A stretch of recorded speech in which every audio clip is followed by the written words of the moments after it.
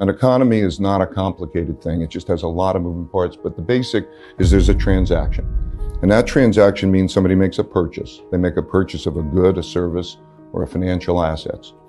That purchase can be made with money or credit.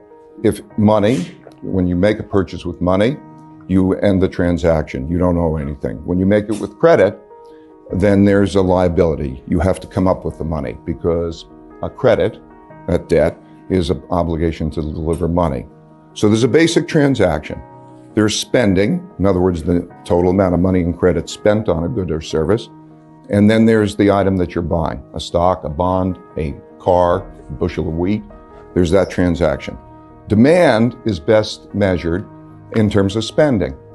You know, I think in traditional economics, it's a mistake to measure it in terms of the quantity of goods. What is given up in a purchase is money or credit. What we go through is we go through a cycle. We go through a credit cycle. Credit can be created. It's not created through the velocity as is commonly believed. It can be created out of thin air. If I go into a store or I have somebody paint my house and I say I'm going to pay you later, I've created credit. That'll count in GDP. It'll be an item of production. So what we have is a credit cycle. If there's not much debt, if you don't have much debt, then you have the ability to borrow money. Let's say you earn $100,000 a year and you don't have any debt. You can then borrow $10,000 a year. You therefore can spend $110,000. Your spending of $110,000 is somebody else's income of $110,000. So it has a positive effect, and you go through a cycle. And through that cycle, you spend $110,000, they earn $110,000, and the cycle becomes self-reinforcing. Through that cycle, debt rises faster than income. Debt rises faster than income. Debt can't rise faster than income forever. So as debt rises faster than income, you have a debt cycle. What causes it to stop? Well, traditionally, as you lower interest rates, it creates debt. It has three positive effects. If interest rates are too high, then you lower interest rates. Lowering interest rates has the effect of making it easier to service the debt. It has the effect of making items cheaper to buy on credit because the monthly payments are less. It has a present value effect on assets. So if you lower interest rates and you have something that has a cash flow, let's say a piece of real estate or something, they have a present value effect. It causes those assets to go up. That produces wealth, and that allows more borrowing.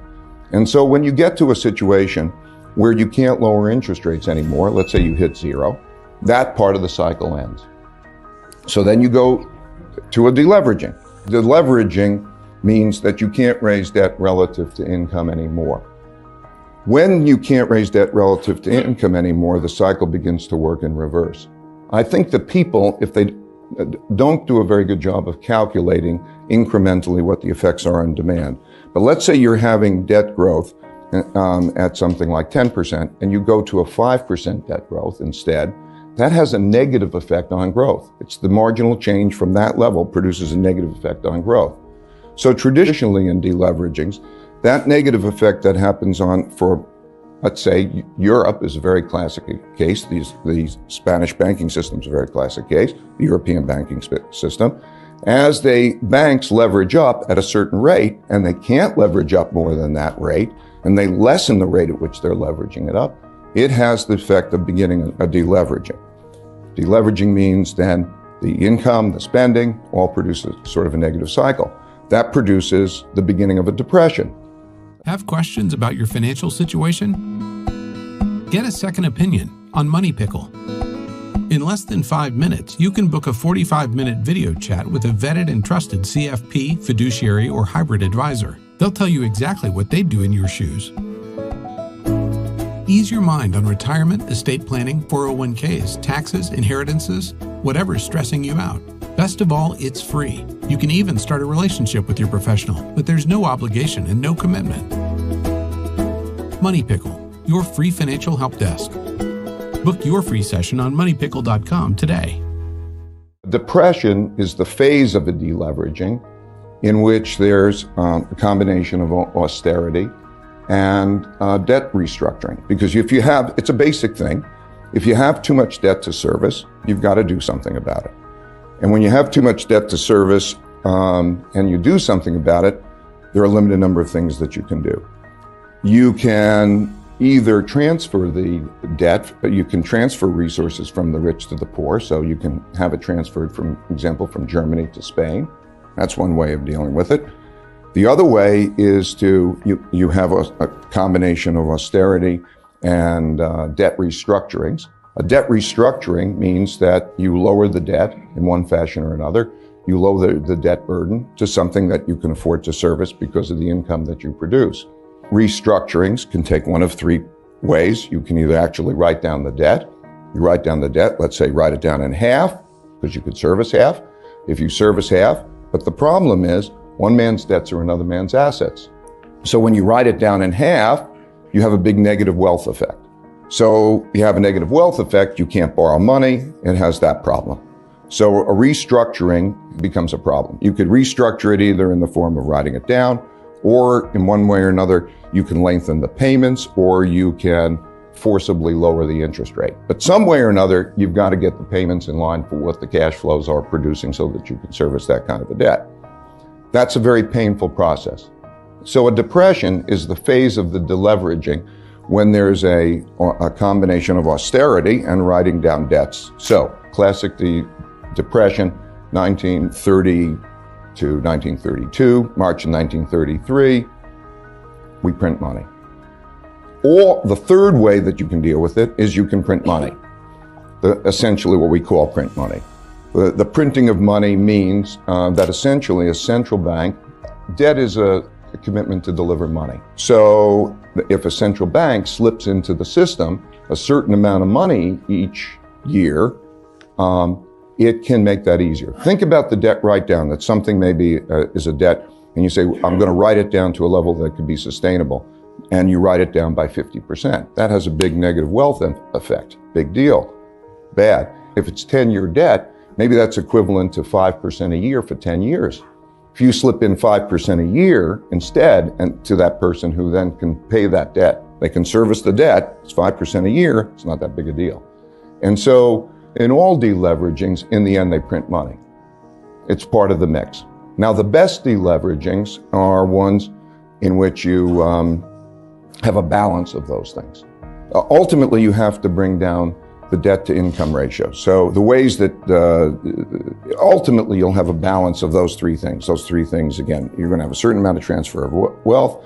You're going to have a certain amount, let's call them four things, a certain amount of austerity, a certain amount of debt write-downs, and a certain amount of printing of money. The debt write-downs and the austerity are deflationary. The printing of money is inflationary.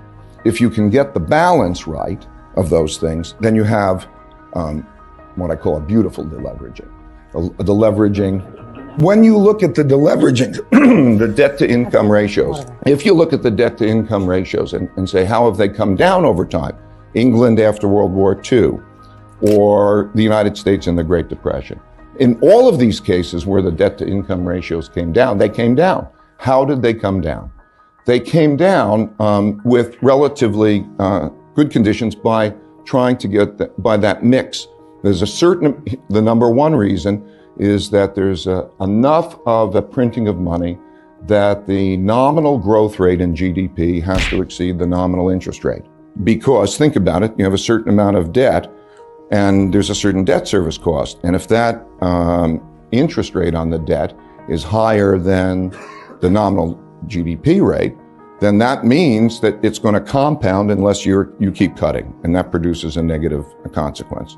So the most important thing is in these deleveragings, as the United States is now doing, is that you have enough of a printing of money to produce a nominal growth rate that's above the nominal interest rate over a period of time. I'm oversimplifying, but that's the most important single thing. So now, when we then take 2007, and that's I'm just describing a little bit the template. These templates have happened repeatedly. You know, the IMF restructurings, you can go back and study them all. They're all deleveragings and they're all classic cases and they're all pretty simple. So 2007 and also in the European case, what we had was rates of debt growth that were unsustainable rates of debt growth. The mistake of monetary policy, I think the most common mistake of monetary policy is that it's targeting inflation and growth. And while inflation and growth are important, what it does is it produces debt. And what it has to pay attention to is debt growth relative to income growth relative to sustainability. And so what happens is lots of times you have a lot of debt growth that goes into the purchase of financial assets.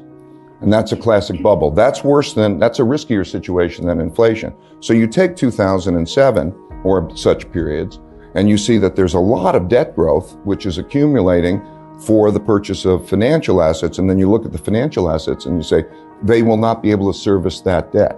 And so that produces a bubble. That's what produced the 1929 bubble. That's what produced in Japan the 1989 bubble, 1990 bubble. That's what produced the 2007 bubble.